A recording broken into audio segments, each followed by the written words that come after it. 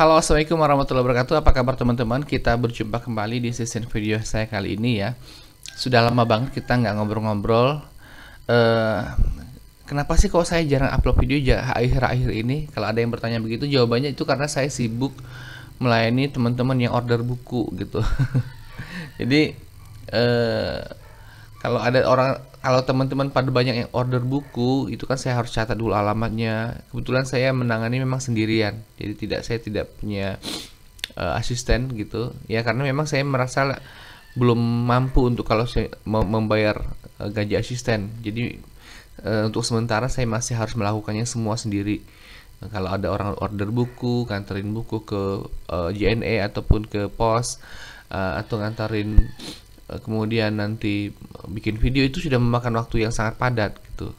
Jadi itulah mengapa karena saya agak jarang upload video di beberapa minggu terakhir ini. Tapi ya begitu orderannya sudah mulai sepi dan bukunya sudah habis, saya usahakan untuk langsung bikin video. Oke teman-teman, stok buku ini ya, buku Salahuddin aja juga masih bisa teman-teman order. Masih ada stok sekitar 40 buku lagi, mungkin stok terakhir ya di masa PPKM ini. Karena saya barusan order juga, itu agak susah ordernya karena di masa PPKM mungkin banyak perusahaan penerbitnya lagi libur, nggak bisa kirim buku. Jadi teman-teman masih punya kesempatan, siapa lebih cepat dia dapat untuk order buku ini. Teman-teman yang ada di Indonesia dimanapun, kalau Anda ingin order buku ini silahkan langsung ke WA ini ya, WA berikut ini, dan berikan alamat yang jelas berupa kecamatan apa dan kabupaten apa tempat teman-teman berdomisili, biar nanti saya cek berapa ongkos kirimnya, begitu ya. Dan teman-teman yang ada di Malaysia, Singapura, Hong Kong, Brunei, Taiwan, dimanapun Anda berada, Anda juga bisa memesan buku ini. Dan teman-teman juga yang misalnya ingin file PDF-nya juga bisa mendapatkannya. Silahkan langsung kontak aja ke nomor pemesanan berikut ini ya. Oke, saya mau ngajak teman-teman cerita-cerita ya, udah lama nggak cerita-cerita. Tadi malam saya posting video saya ya di Instagram, video yang baru saya tayangkan di Instagram saya posting, terus ada yang komentar nih. Nah, oke, langsung saya baca komentarnya ya, dari Ibu Haridah 11. Komentarnya seperti ini: saya tuh heran, mereka selawat seminggu dah ATM terisi sendiri, ada lagi yang hutangnya lunas, tapi kenapa saya dah hampir 3 tahun saya belum ada jawaban. Tolong ya Pak Ustadz, itu bener gak sih? Jadi katanya tadi, tolong ya Pak Ustadz, itu bener gak sih? Ya bener, masa sih saya yang kasih bohong? Cuma kalau Anda belum terkabul doanya, terus salah saya apa gitu? Anda yang doanya belum dikabulkan, kenapa kok komplainnya ke saya? Salah saya apa coba? Ya, gini. Jadi apa ya? Memang ke dalam berdoa itu dibutuhkan kesabaran, tapi kita juga harus melihat apa sih faktor-faktornya yang membuat kadang-kadang doa kita itu agak lama terkabul. Memang ada ya, ada doa-doa kita itu yang cepat dikabulkan, ada juga yang lambat. Itu rahasia Allah. Saya sendiri saja kalau berdoa pun ada doa-doa saya yang lama terkabul, ada doa-doa saya yang cepat terkabul. Doa-doa saya yang cepat terkabul diantaranya apa? Misalnya kalau saya pernah lagi kehujanan ya, saya berdoa, ya Allah hentikanlah hujan ini agar aku sampai, itu langsung dikabul. Misalnya seperti itu. Atau misalnya saya berdoa mau membeli sesuatu gitu, dengan keberkahan salawat langsung dikabul. Tapi ketika saya minta doa sesuatu, nggak tahu kenapa udah bertahun-tahun nggak dikabulkan juga. Misalnya saya udah bertahun-tahun minta agar saya dipertemukan dengan jodoh saya, jodoh yang soleha, yang itu lama dikabulkan aja gitu, lama banget. Padahal saya sudah selawat sebanyak apa gitu. Tapi itu dia, kita selaku manusia tidak boleh berputus asa. Kita seorang yang beriman harus mempunyai sifat ya, ikhlas atas pemberian apapun yang Allah berikan. Kalau memang itu adalah ketetapan Allah dan itu dengan jalan itu Allah ridho kepada kita, maka ikhlaskanlah. Ya, mendingan kan, walaupun kita misalnya nih, Anda doanya tidak dikabulkan, tapi dengan kesabaran Anda membuat Anda ridho, membuat Allah ridho kepada Anda, itu jauh lebih baik daripada doa Anda dikabulkan tapi ternyata di balik itu membuat Allah tidak ridho kepada Anda. Ya bisa saja kan, misalnya Anda minta uang 1 miliar, lalu Allah kabulkan kasih 1 miliar, tapi kemudian ketika Allah kabulkan, lalu kemudian membuat Anda jauh daripada Allah. Allah itu punya rahasia sendiri, yang mana Allah Maha tahu apa yang terbaik untuk kita. Saya kasih contoh misalnya ya, satu orang anak ya, anak bayi ini, anak-anak berumur 5 tahun, dia bilang, "Ma, belikan mobil biasa, mobil mewah." Mobil, mungkin orang tuanya orang kaya, bisa beli mobil seharga 100 juta atau 200 juta bisa. Tapi kan apakah kira-kira seorang ibu atau bapak anaknya minta mobil mewah langsung dikasih? Emangnya bisa dia pakai? Anak baru umur 5 tahun, emangnya langsung bisa dipakai itu? Ma, minta uang 200 juta. Kira-kira kalau anak bayi umur 5 tahun minta uang 200 juta dikasih nggak? Nggak dikasih. Kenapa? Belum pantas. Ngapain juga anak seusia 5 tahun megang uang sebanyak 200 juta? Karena belum layak. Ya, belum pantas. Masih harus dikontrol anak sekecil itu. Nah, seperti itu juga kita minta sesuatu hal yang bukan yang menurut Allah kita belum layak dan belum pantas. Bukan Allah nggak bisa ngasih, bisa. Apa susahnya buat Allah ngasih seperti itu sama kita, ngasih harta, ngasih ini, ngasih itu, apa susahnya? Tapi Allah melihat kita belum layak menerima itu dan belum pantas. Tugas kita adalah memantaskan diri untuk menerima atau untuk mendapatkan apa yang kita doakan. Begitu. Kita minta uang 50 miliar kepada Allah. Kenapa kok saya sudah bersalah kok nggak dikabulkan? Karena Anda belum layak mendapatkan itu. Gitu. Bukan Allah tidak bisa, bisa. Dan yang kemudian perlu ketahui adalah kadang-kadang juga Allah SWT sengaja memberikan kita kesempitan hidup ataupun kesusahan atau memang agak lama dibalas doa-doanya itu karena memang Allah ingin memberikannya di waktu yang tepat gitu. Seperti saya misalnya, dulu ketika saya itu susah ya, nggak kebayang bakal saya seperti ini. Apakah kalau misalnya ada yang bertanya, apakah Ustaz pernah mengalami hidup susah? Yo, pernah banget. Siapa bilang nggak pernah? Mungkin kesusahan yang saya alami itu kalau mungkin orang-orang mengalaminya, mungkin dia pun tidak sanggup gitu. Tidak sanggup. Bayangkan ya, kan saya sudah berkali-kali menceritakan. Bayangkan ya, Anda dikasih uang 10 juta oleh seseorang, disuruh kuliah. Kuliah harus selesai dalam 4 tahun. Oke. Nah, kemudian uang 10 juta itu ternyata dalam 6 bulan sudah habis, ya. Kemudian jadwal kuliah Anda padat, ya. Kemudian Anda nggak bisa bekerja juga, mau bekerja sambil kuliah juga Anda nggak bisa. Kemudian di mana uang sudah habis, mana pekerjaan tidak ada, harus dituntut untuk bisa bayar uang kuliah 3 juta per semester, mana lagi uang untuk makan. Bayangkan Anda gimana stresnya waktu itu. Ya, bahkan saya itu sampai bisa berhari-hari nggak makan, 2-3 hari nggak makan, hanya minum air putih tok. Itu saya sudah alami. Seorang mahasiswa ya yang tidak ada support dana biaya kuliah dari manapun, hanya mengandalkan Allah saja. Saya berdoa saja, ya. Nah, di situ saya merasa, yaitu pernah suatu kali saya mendapatkan beasiswa itu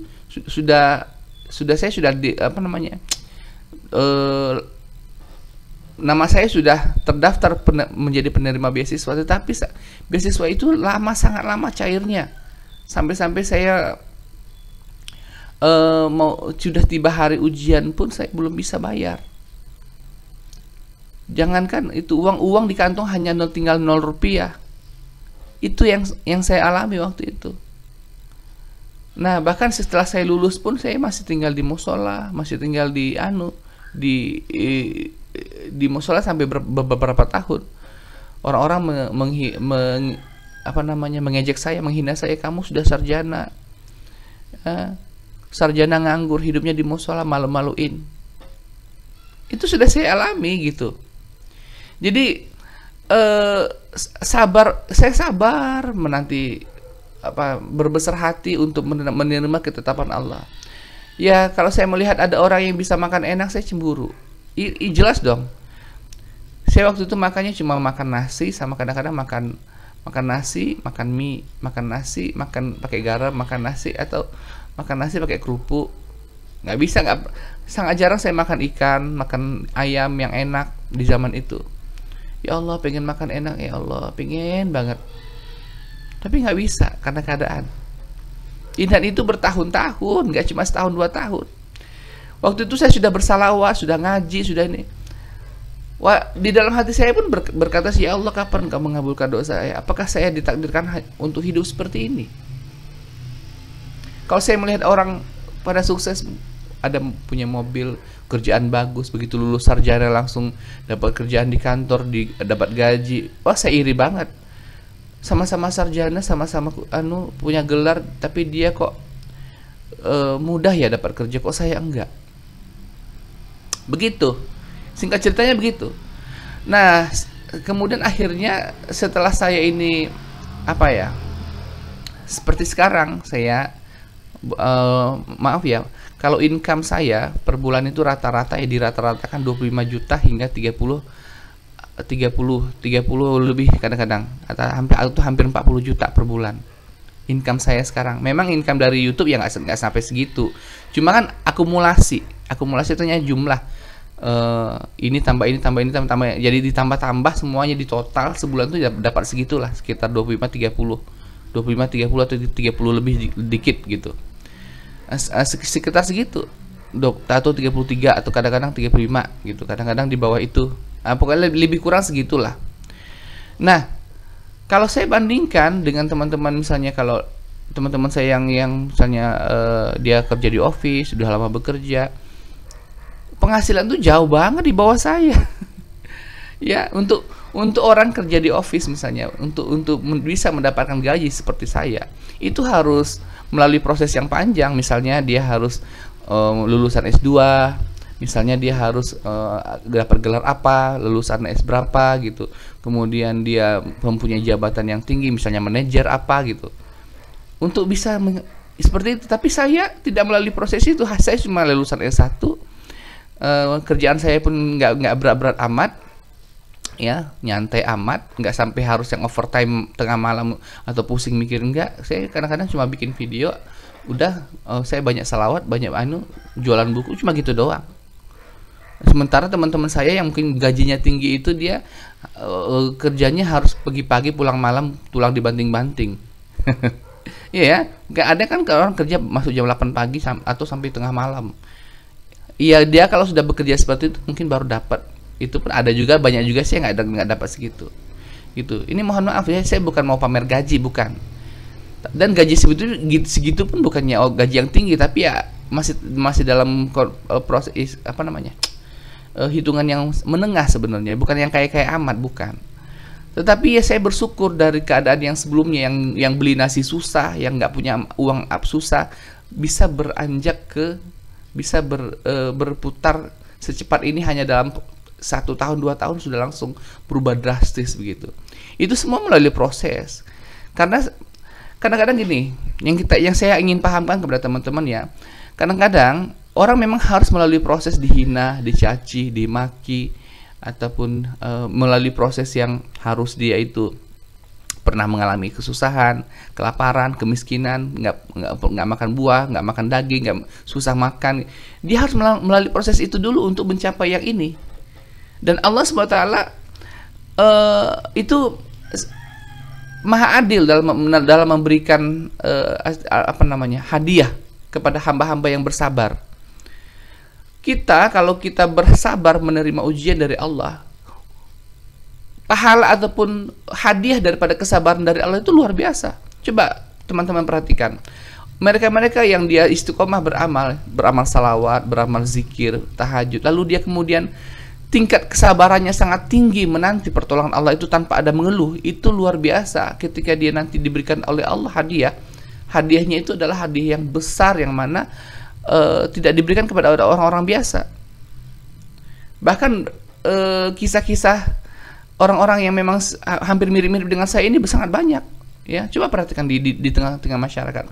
Jadi kalau tadi si Mbak ini tadi katanya sudah 3 tahun bersalawat, kemudian belum terijabah. Tolong, pertama ya, dikoreksi dulu amal-amalnya. Apakah amal sholat fardunya sudah dijaga di awal waktu, sholat tahajudnya bagaimana, sedekahnya bagaimana, salawatnya sudah berapa banyak. Kemudian sangka baiknya kepada Allah harus ditingkatkan, jangan bersangka buruk, gitu loh. Kemudian juga mungkin saja Anda pernah membuat dosa-dosa besar terdahulu di dahulu kala. Jadi itu sebagai hukuman Anda hukuman atas dosa-dosa yang terdahulu itu belum selesai. Ya, kalau ada orang-orang yang berbuat dosa-dosa besar seperti misalnya berzina, dosa besar misalnya bersumpah palsu, atau dosa besar membunuh, atau pernah juga menzolimi orang, dosa-dosa seperti itu ya, atau kalau dosa-dosa semacam itu biasanya memang Allah akan memberikan kesempitan hidup, dan untuk seseorang itu bisa pulih ataupun bisa terlewati ataupun terbebas dari semua kesulitan hidup ataupun balasan atas dosa-dosanya itu membutuhkan waktu dan proses. Kadang-kadang ada yang dia harus mengalami proses 2 tahun 3 tahun kesempitan hidup setelah dia hijrah ya, maksudnya dia sudah hijrah nih, sudah mengamalkan sholat, sudah bersalawat yang banyak. Tapi ketika dia mengamalkan sholat, salawat yang banyak itu, dia harus melalui hidup, merasakan hidup yang sangat susah juga. Makan susah, cari kerja susah, uang susah, ini susah. Tapi yakinlah, walaupun Allah ngasih kesusahan, Allah tidak membiarkan, Allah tetap bersama Anda. Allah tidak mungkin membiarkan Anda dalam kondisi yang Anda yang betul-betul sangat terhimpit, tidak. Allah mengasihi Anda hidup terhimpit, tapi juga Allah bersama Anda gitu loh. Nah, kemudian setelah setahun atau 2 tahun atau 3 tahun Anda mengalami ujian itu, nanti perlahan-lahan ketika dosa-dosa Anda sudah dihapuskan Allah, maka perlahan-lahan kehidupan Anda akan berubah. Sama seperti saya dulu. Saya juga bertahun-tahun lah. Ya, saya lulus kuliah itu 2014 ya. Bayangkan, 2014, 2015, 2016, 2017, 2018. 2019 saya baru bisa umroh. 2019 itu mulai saya meningkat, mulai meningkat kehidupannya. Itu butuh berapa tahun? 6 tahun.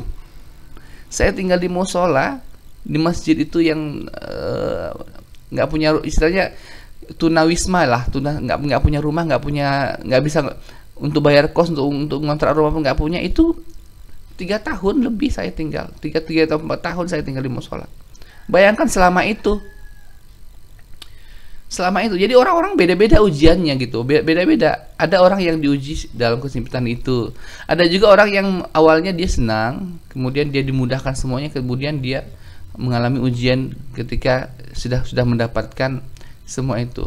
Jadi sebetulnya kita bersalawat itu pentingnya adalah ketika kita sudah mengalami kesenangan hidup, kemudahan hidup, maka dengan kita senantiasa istiqomah salawat, walaupun kita tidak punya hajat-hajat lagi yang besar, tapi dengan kita banyak bersalawat itu, kita itu dimudahkan urusannya, dijauhkan dari cobaan-cobaan hidup yang berat lagi, tidak didatangkan lagi. Dan kepada orang-orang yang sekarang ini mengalami kesusahan hidup, agar minimal dipersingkat masa hukumannya. Seharusnya dia masa hukumannya 5 tahun ya, kalau dia tidak bersalawat, atau 6 tahun. Tapi dengan Anda bersalawat, Anda dikasih potongan hukuman. Misalnya tadi yang 6 tahun hukuman menjadi cuma 2 tahun atau 3 tahun saja Anda mengalami kesusahan hidup. Begitu. Jadi kalau Anda sekarang mengalami kesusahan hidup dan Anda doa-doanya belum dikabulkan, sabar saja. Sabar. Jadi beramal itu ya, ibadah itu tidak hanya cukup sholat, puasa, zakat, sholawat. Bukan itu saja. Sabar itu adalah ibadah. Sabar itu adalah ibadah yang juga mendapatkan pahala dari Allah SWT. Jangan dikira sabar itu tidak bernilai ibadah. Ya, Nah, ini dia yang sering ditinggalkan oleh orang-orang Islam. Rasa sabar yang tidak punya. Ya. Inginnya kalau minta sama Allah tuh cepat-cepat, simsalabim harus terkabul. Ya. Dibandingkan dengan si fulan. Kok si fulan itu cepat, kok aku enggak? Beda dong. Dia berbuat dosa jarang-jarang, bahkan sedikit dosanya. Kita ahli maksiat, ahli dosa, ingin cepat. Nggak adil banget kitanya. Beda kalau orang soleh, ya, dia mungkin hampir tidak pernah berbuat dosa. Kalau dia beramal, berdoa itu memang cepat dikabulkan. Tapi kalau kita orang yang banyak masalah, banyak dosa, ya perlu proses lah gitu ya. Saya sendiri juga di zaman dulu ada dosa, banyak dosa. Ya namanya siapa sih namanya manusia yang tidak ada dosa? Nggak ada. Ya nggak ada. Bahkan kalau ada yang manusia yang mengatakan dia orang suci yang tidak punya dosa, itu luar biasa itu. Misalnya saya ngaku-ngaku nih, oh saya ini orang paling bersih loh, saya ini nggak ada dosa loh. Itu salah besar. Nggak ada. Ustadz, kiai, ulama, siapapun orangnya, ya pasti ada dosa. Tapi beda kapasitas. Kalau dosanya orang-orang yang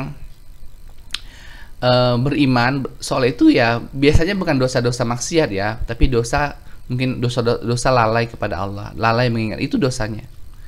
Kalau orang yang belum dapat hidayah, itu biasanya dosanya itu ya dosa main judi, dosa minum-minuman keras, dosa main perempuan, dosa menipu, dosa maling, itu dosa orang-orang yang memang belum dapat hidayah. Tapi dosa orang yang istilahnya sudah hijrah, sudah dapat hidayah, ada lagi. Dia tidak pernah berbuat judi, tidak pernah menipu, dia selalu rajin ke masjid. Tapi ada lagi dosanya, dosa misalnya membanggakan diri sendiri, itu dosa. Dosa kayak gitulah, dosa hal-hal kecil lah gitu. Misalnya dosa ria, atau dosa apa, misalnya dosa dosa berpikiran buruk, dosa benar-benar begitulah. Itu juga dosa. Makanya kita senantiasa diperintahkan beristighfar. Dosa lalai dalam mengingat Allah, misalnya dosa ketika misalnya yang biasanya dia itu rajin salawatnya bisa mencetak puluhan ribu, gara-gara sesuatu hal jadi dia hanya nggak sampai segitu, cuma 1000 aja. Itu kan namanya lalai. Tapi dia itu bukan dosa besar, bukan maksiat ya, bukan, tapi lebih kepada dosa kelalaian gitu. Itu beda peringkat. Makanya kita diperintahkan istighfar dan banyak salawat itu agar Allah meridhoi kita, mengampuni kita dari hal-hal yang seperti itu gitu. Oke, semoga paham dengan yang saya jelaskan sedikit ini. Jadi poinnya adalah sabar, perbanyak bersabar dan ikhlaskan diri dalam menerima apapun yang Allah berikan kepada kita. Itu yang berikutnya yang harus kita mengerti adalah, terkadang orang memang untuk mendapatkan hadiah yang besar harus melalui proses ujian yang besar. Itu ya,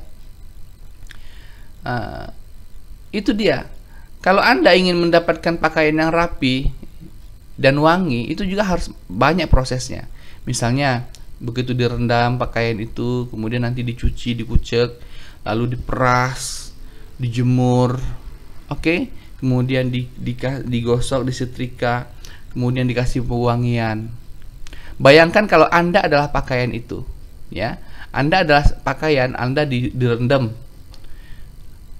kemudian Anda dibros, sakit nggak tuh dibros? Nggak, mungkin belum begitu sakit. Lalu Anda diperas nih, bagaimana rasanya diperas?